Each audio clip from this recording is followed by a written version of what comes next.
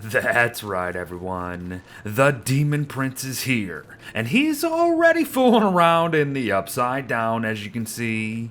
The thing without a face is of a strange race, however, it knows what it wants to be, and I think it does it well. Plus, I also believe the character was translated quite well when it comes to art at the end of the day, so bonus points there. But from clawing through his foes to refusing to use any hose, the Demogorgon is hungry for blood, everyone. So let's roll for initiative. But seeing how blood isn't exactly a thing in this game, that might be an issue.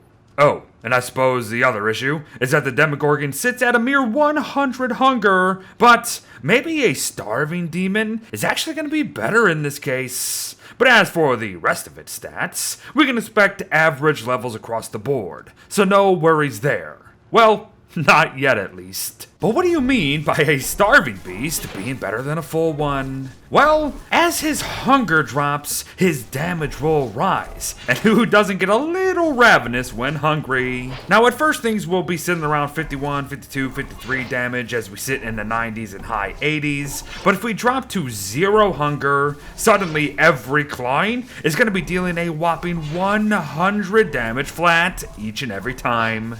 Now, this sounds like quite the risk to just intentionally drop both our hunger and health for just a mere damage increase. But there is a little cheeky mechanic happening in the background here that might ease your mind a wee bit. For you see, the Demogorgon actually loses less health over time when it's hungry compared to all other survivors. Meaning that we won't actually be hurting all too much if we do decide to shoot for these higher damage levels now and then. So not bad. Especially when consider how the Demogorgon's limited diet may actually help him more than hold him back in this case. And yes, as you could have guessed by looking at my inventory here, the Demogorgon can only eat meat-based foods. However, we can benefit from eating all meats raw and even gain health by doing so.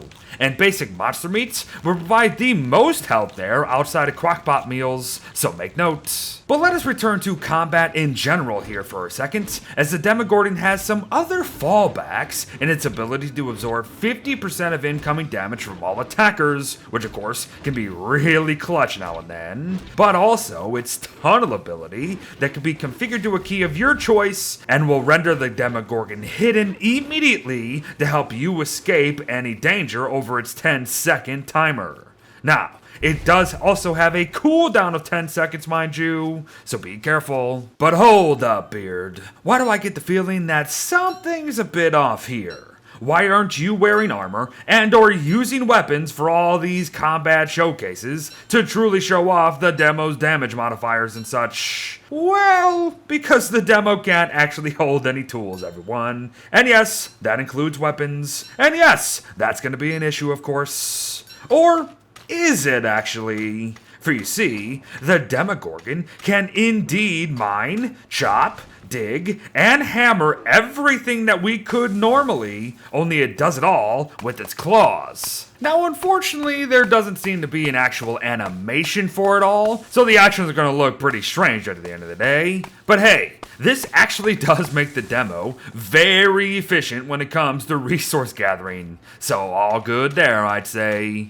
Claw away. Oh, but wait a minute. What about Lightbeard? If he can't hold a flippin' torch, is he just gonna die day one for Pete's sake? Ah, here's where the light snack comes into play, everyone. No, not something to eat when you're just needing something to hold you over till dinner. It is a literal snack that provides lights. Eat one, and you're going to benefit from a personal light source that may not last as long as a torch, but it will still throw off a decent radius for ya. Good stuff. Sadly, however, not every issue has a solution.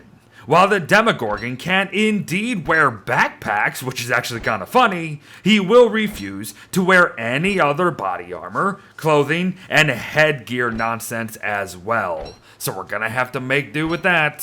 Thankfully, though, he is a creature of the Upside Down, so he will not mind being in the caves because of that, and thus will not have any sanity drain to deal with. Furthermore, since he is used to gross slimy tunnels himself, he is also not going to lose any sanity when traveling through wormholes. So have fun on the Anus Express, folks. Moving on, though, to the Demogorgon's lust for murder and how killing anything, yes, anything mind you, will restore some sanity back to him instantly. So kill, kill, kill. Unfortunately, though, it looks like it's only plus 2 or 3 sanity every time, which ain't that great. But hey, it's not like you're not gonna have a ton of opportunities to do some murdering, cause believe it or not, the Demogorgon is considered a monster in the eyes of the Constant. So you're just gonna be stumbling into murders every now and then, probably. But a few last notes here. The Demogorgon cannot speak and cannot mime. Therefore, any incoming danger, i.e. a hound wave, will not be known to him beyond you, the player, actually hearing the warnings yourself. So be mindful. The Demogorgon will also not gain any sanity from prototyping any new stuff, because he's a frickin' demon for Pete's sake, with a mouth for a face, who doesn't care about any of this nonsense. So yeah, that makes sense. He's also supposed to not lose sanity when wet. However, this does seem to be a bit broken for the time being. And finally, here is his very unique upside down ghost for your pleasure, folks. Good stuff. And there you have it, everyone. A video in which the intro to it took far longer to make than the rest of it, but it was still a guide on the thing without a face by B, Uniqueness, and more. So thank you all for bringing him to us here today, but beware its face mouth, folks. Thanks for watching, well wishes to all, roll for damage, and I'll see ya in the next one. Bye bye.